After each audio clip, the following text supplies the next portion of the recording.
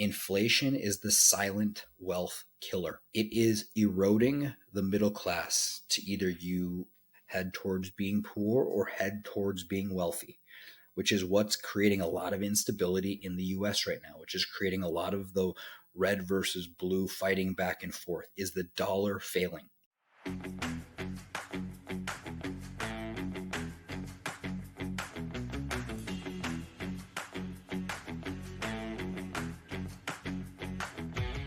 Hey everybody, welcome to another episode of Keeping It Real Estate. I'm your co-host Dan Brisse. Today I want to talk a little bit about my story in the sense of how multifamily has drastically changed my life and give you guys a little insight as to what it was, the three things that I learned that changed my life forever. Before I go there, I just want to give you guys a little bit of a background for those of you who don't know me.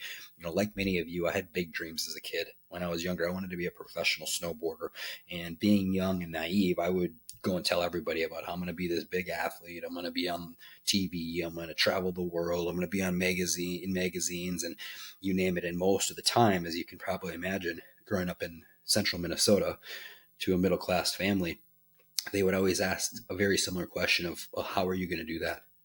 And quite honestly, I never knew how. And I would sit there like a deer in headlights and pretty much say exactly that. And most of the time, I think out of potentially genuine concern and worry for me, because these people were likely good people that cared about me, they'd always say, you might want to have a backup plan, or some of them would laugh. And I'll just tell you guys right now, when I heard people laugh, I loved it. It was like pouring gas on the fire. And they maybe don't recall going there by saying, yeah, good luck with that, and laughing. But I held on to those memories real tight. And I use those memories, and I use those memories still to this day at times. And, I think about parents real quick before I jump on to my story. The superpower of a parent is just believing in a child. And I specifically remember talking to my mom and my dad about this goal or this dream of being a pro snowboarder and traveling around the world. And the thing I remember most about my dad was he just said real simply, go for it. My mom always said, do what you love. But saying go for it was enough to make me think it's possible. It didn't kill my dreams. And the thing I would say for parents is you could never know what level of desire or level of commitment your child could potentially exude or hold in their heart to take action. Heck, I didn't know when I was younger making this goal or this dream, the level of commitment that would come from my end until I got further down the path. And I have this remarkable leadership coach. I'd say he's one of the best in the world, if not the best leadership coach in the world. And his line is really simple. Commitment moves the world. And I could not agree with that more. When you are committed to something, there is no backup plan. This is the way. We will push until we win, and there's nothing else to focus on. Really makes things simple, clear. It takes a lot of stress away because there's no this way, that way. Am I in? Am I not in? You're committed. You're moving the world. So for my story, as soon as I'm done with high school, and by the way, you guys, I'm so average. Like my mental capacity, IQ score, you can hear me talk right now. Like there is not much that 99% of the population doesn't have mental wise. So I think it's important to hear that right now, that you don't have to be gifted with everything. Yeah, there are likely things that you're naturally good at. Think back when you were younger, think back to now, or think what you're doing now. There's some natural gifts you had. The one I would say slight natural gift I had was athleticism. My dad was very athletic. My grandpa was very athletic, and it just ran in my genes, and I loved doing it. So I moved to Salt Lake City thinking within 1 year I'm going to be a pro snowboarder. And I'll just tell you guys right now, like it didn't happen that way. I was broke. I was so broke. I had to get a ride out to Salt Lake City with one of my friends. And then I bought a bike for $15, true story, and biked to Blockbuster and worked at Blockbuster until late. And then I'd bike to the gym to work out, hit the hay, get up, do it all over again. Snowboard from 9 until 4, come home, hammer a peanut butter and jelly, get to Blockbuster, head to the gym, repeat. And I did that for a year. And I thought within a year I'd be this paid professional athlete. Didn't happen. Year 2 comes. Same thing, peanut butter and jelly, breakfast, lunch, and dinner. Finally, I have a car. I have a little car, $5,000 car, and I'm working at Payway. Nothing happens year 2. Year 3, peanut butter and jelly, working at Red Lobster. Nothing happens. And I get seriously hurt year 3. I get out there and dislocate my kneecap, tear my meniscus, go to the doctor. Doctor says you have two options. A, I can remove the meniscus. I get you back in 3 weeks, but you're going to have arthritis the rest of your life and knee pain. Two, I can sew it. Takes you a year to recover, but your knee will last for the rest of your life. Luckily, by the grace of God, I have the foresight to save end the season for the year, fix my knee permanently, and he sews my meniscus. Year 4, back out in Salt Lake City. Great friend of mine comes over and says, hey, Dan, you should go to Aspen to compete in the Aspen Open. For those of you that don't know what an open is, an open, just like in tennis, any golf, you think you're good, you show up, you pay your little entry fee, you get 2 runs as qualifier. If you finish top 10, you go to finals. If you're in finals, you finish top 3, there's likely things are going to start moving. I tell them the honest truth is I'd love to go to Aspen, of course, but I'm eating peanut butter and jelly for breakfast, lunch, and dinner. And my parents, as much as they love me, they didn't help me financially at all. So I'm literally paycheck to paycheck. And I'm working at TGI Fridays, bussing tables. And the gentleman says, I'll cover you. I'll bring you there. I'll pay for your entry fee. I'll cover the hotel. You win, pay me back. You don't win, all good. At least that's how I remember it. And so, boom, we're on our way to Aspen the next day. Show up in Aspen, pay our little entry fee. There's like 200, 250 kids from all over the country who think they're the next real deal. And I'm thinking in my head, I'm like, what are the chances of me finishing top 10 out of 200 to 250 kids? Turns out after a couple runs, I end up finishing like 6th, 5th, or 6th. I'm middle of the pack of top 10. So go back to the hotel, visualize my run, come back the next day. Don't know what happened to everybody else, but that day I win this contest. And that was really the beginning of my professional snowboarding career taking off.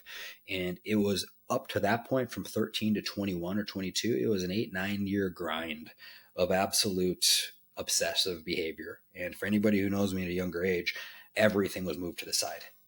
Everything.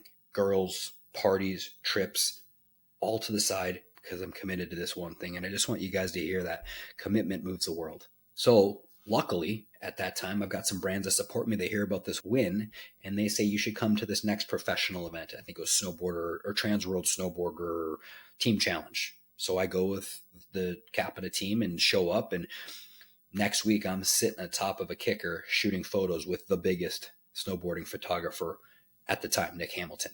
He's at the jump and I'm just absolutely starstruck by him. He has no idea who I am. And I'm looking at him thinking this guy's going to be sitting here taking my photo on this jump. And I think we were in Tahoe. And that week goes on and it was a great week. Connected with all these guys. Definitely was at the level where I should have been there. I get invited to another event called Snowboarder Magazine Super Park. And Super Park is where all of the brand managers in the snowboarding industry sit on the sideline in their lawn chairs and they build you the biggest jumps you're going to see anywhere in the country or in the world for that time of the year. And they see who can handle these big jumps with style and do the most progressive tricks. And for those 3 days, it was an absolute throwdown for the biggest tricks, the biggest jumps. And it was a moment where a bunch of other brands took note and signed me. My career took off officially. Fast forward, I ended up having this 13-year run. I ended up being in X Games 6 times. I ended up earning 2 X Games gold medals and 2 silver medals in an event called Real Snow. And they had Real Moto for dirt bike, Real Street for skateboarding, and Real Snow for snowboarding. And I'm on the cover of all these magazines. I'm traveling around the world. It's a true dream come true. And things are going awesome until they're not. And what I'll say by that is at the peak or very close to the peak of my career, I got to know some of my hero buddies who were 5-10 years my senior. And these guys were winding their careers down. And as you probably can imagine, these guys who were 5-10 years in front of me, as their careers were winding down, it was brutal to see. I saw them losing their homes. I saw them getting their cars repossessed. I saw drug addiction. I saw suicide. And it scared me. It scared me tremendously, and it made me look at what I was doing. And if I had the opportunity, if I even had the chance to have a career like some of my heroes who were, professional athletes for 10, 12, 15 years were having that at the end of their career, what was going to happen to me? And so I learned 3 things that changed my life because I had the fear of losing it all. And I'll just tell you guys right now, if any of you can see a change coming, because like many of you, you've got retirement, you've got a career change you're maybe not excited about. I was in your shoes. I know what it feels like. I was terrified about what the future would bring. How am I going to realistically have this much passion and not go back to TGI Fridays like all my buddies were doing? So 3 things that changed my life. I learned about passive income and how passive income is 0 taxed income and it flows in no matter what. I learned how to hedge inflation, and I learned that the dollar is toast after 1971 became a currency, and every currency in the history of the world has either gone to zero or been replaced. And I learned about depreciation. A punch in the face for me was small town Minnesotan making $5,000 a year, working odd jobs, and all of a sudden my snowboarding career takes off and I start making a heavy 6-figure income and my tax bill blows me away. So I'm going to go into detail a little more on these three things because I think these three powerful realizations may be something that could help you if you're seeing a change coming, if you want to get more freedom back. My goal is freedom, to be able to do what I want to do, when I want to do it, with who I want to do it with, and not to have to crawl back to someone telling me what I needed to do, when I needed to show up, when I could go on vacation, how much I could earn. So for me, passive income is putting my money to work and building multiple streams of income that flow in whether I work or don't work. Work one time, get paid on it for many years. And I'm going to talk to you guys about how real estate, multifamily in particular, and triple net deals like car washes like we're buying, create passive income. And I'm only going to talk to you guys about real life stories.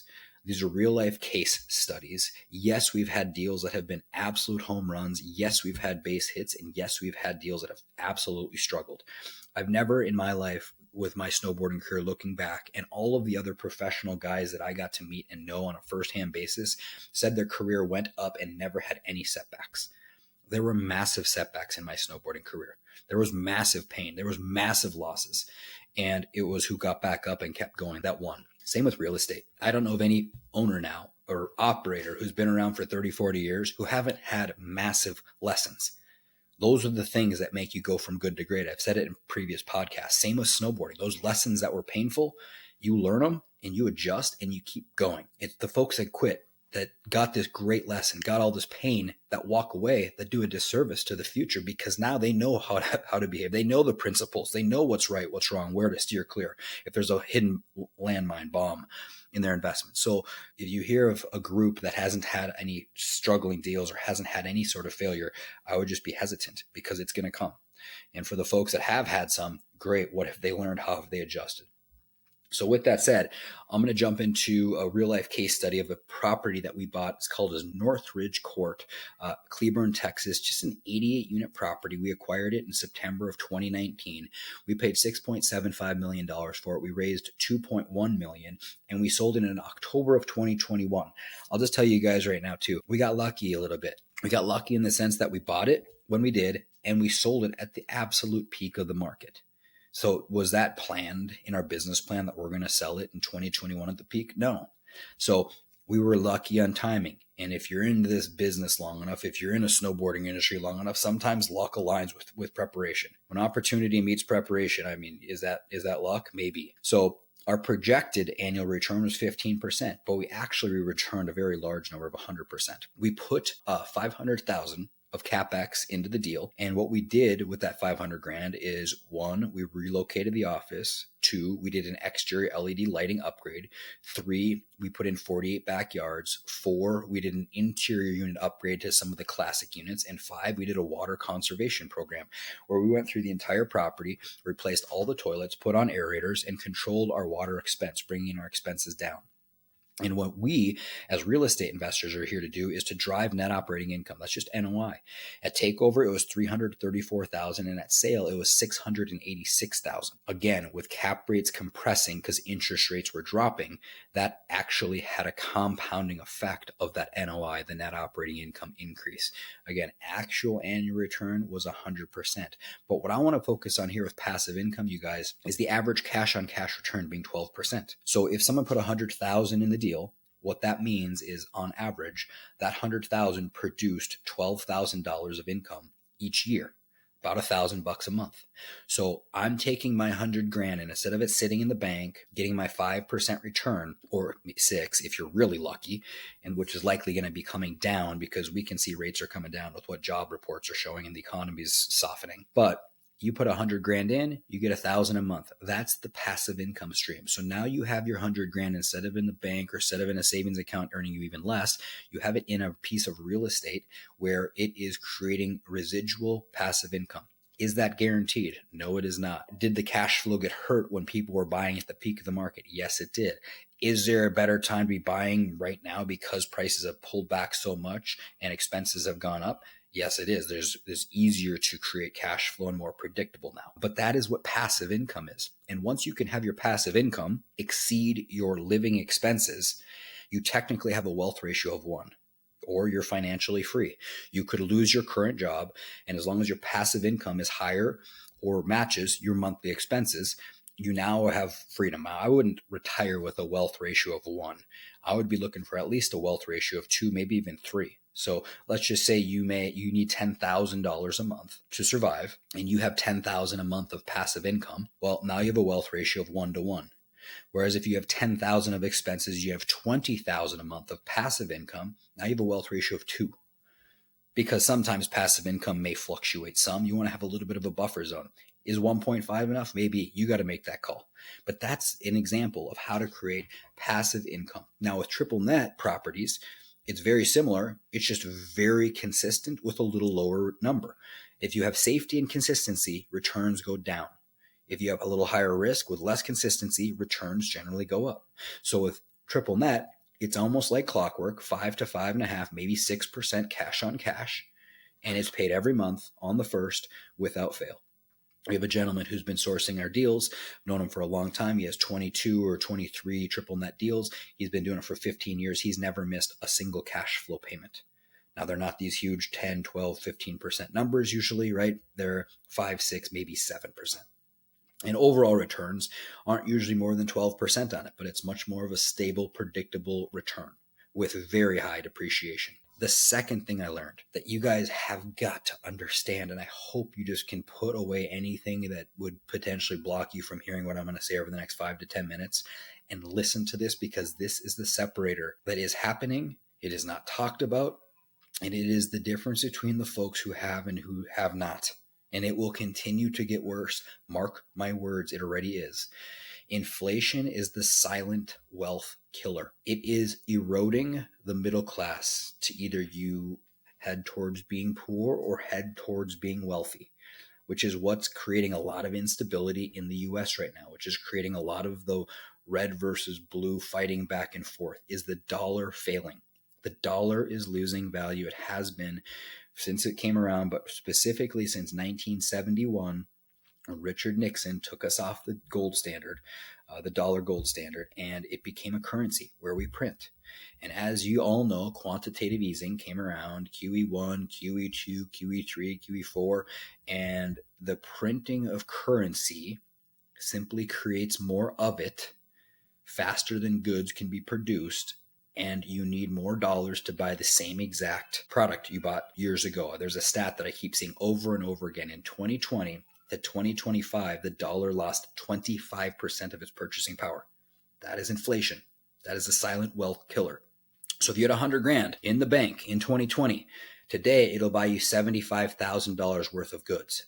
That's in 5 years, you guys. That's a big deal. You have got to hedge inflation. You have got to get on the side of inflation. And that's another reason real estate is so great.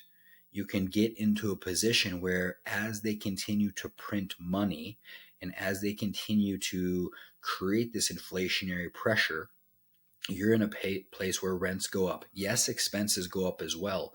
But as long as you can drive NOI, which is again is income minus expenses. So if you can get your rent to go up at a similar or faster pace than your expenses, your NOI increases. And as your NOI increases, if interest rates don't run out of control, which I think we can all see as clear as day right now, that the job reports are signaling a weak economy. They're signaling that they have to cut rates. And where do cap rates go when interest rates drop? Usually cap rates compress to follow interest rates eventually. Same when interest rates rise, cap rates rise.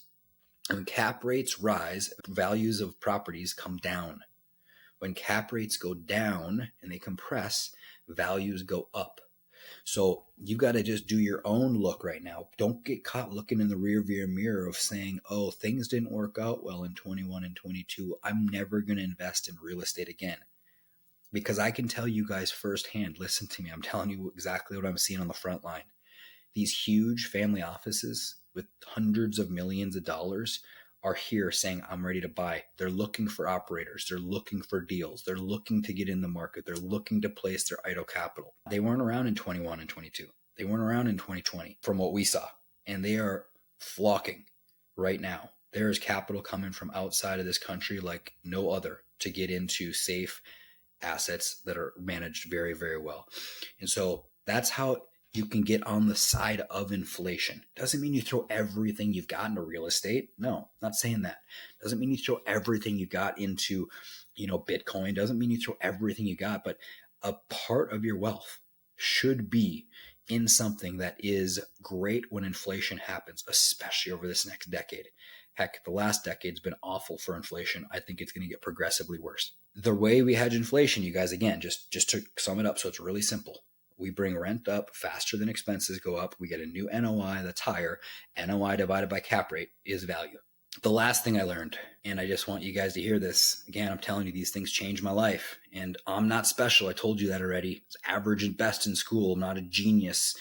What I really love about this business is we can hire the geniuses. We can hire the straight A students that are absolutely obsessed with numbers.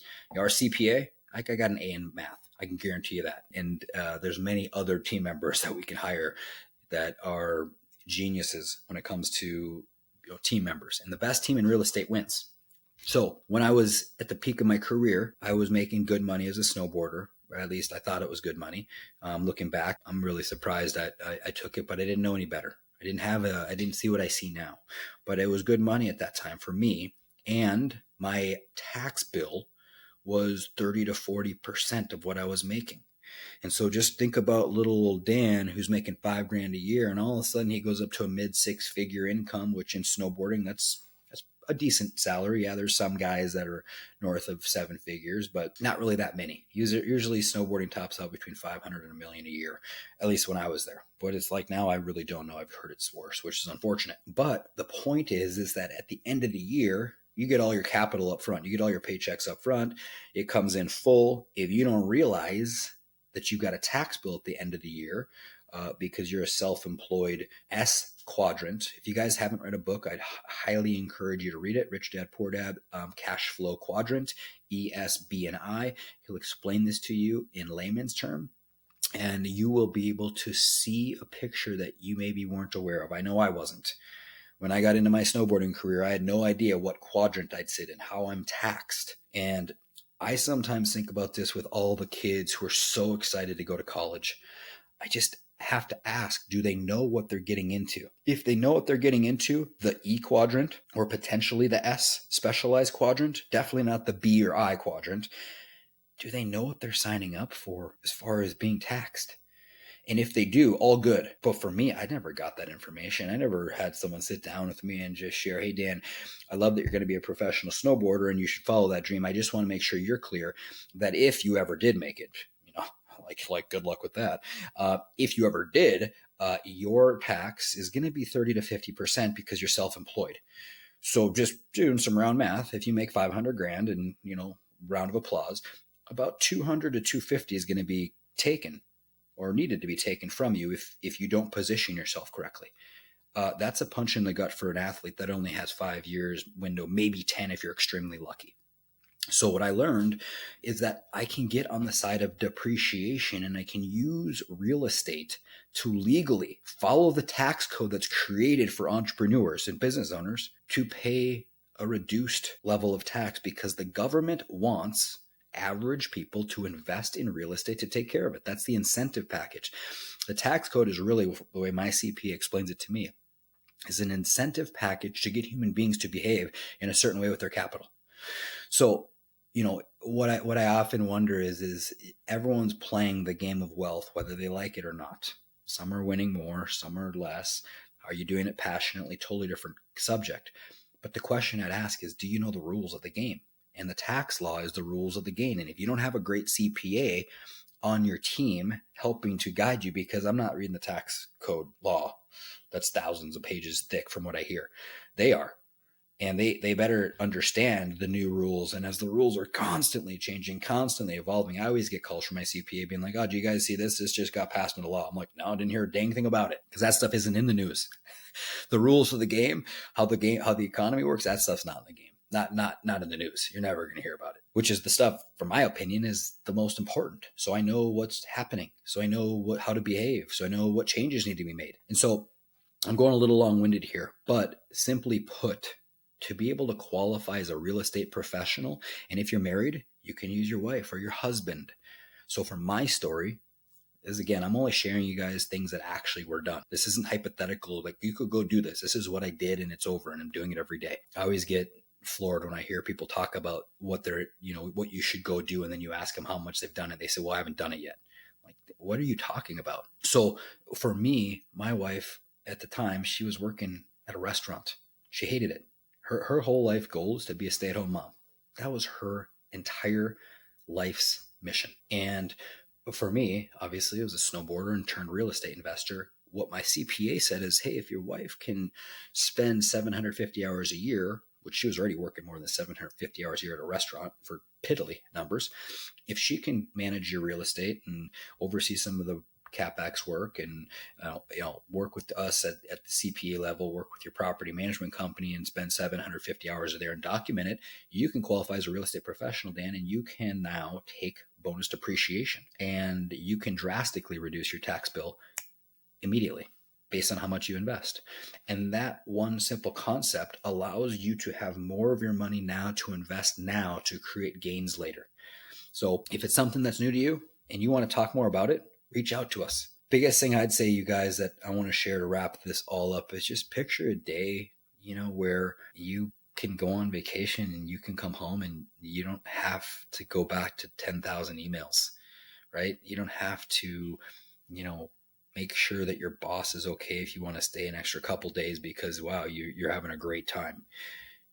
Picture a day where it's just, you have enough passive income flowing in every month where you don't have to worry about money. I didn't live in that world for a dang long time. Finally, I've transitioned to a world where, and I remember reading about this in Rich Dad Poor Dad, but a world where there was not enough money. That was my whole world for the first 30 years of my life. It wasn't enough ever. And then there's this world, if you stick around long enough and study long enough and commit, where you have too much and you're wondering, where do I need to put this? Okay, this investment's coming back. I got to find a place for this. And the return of capital and capital gains is actually a problem.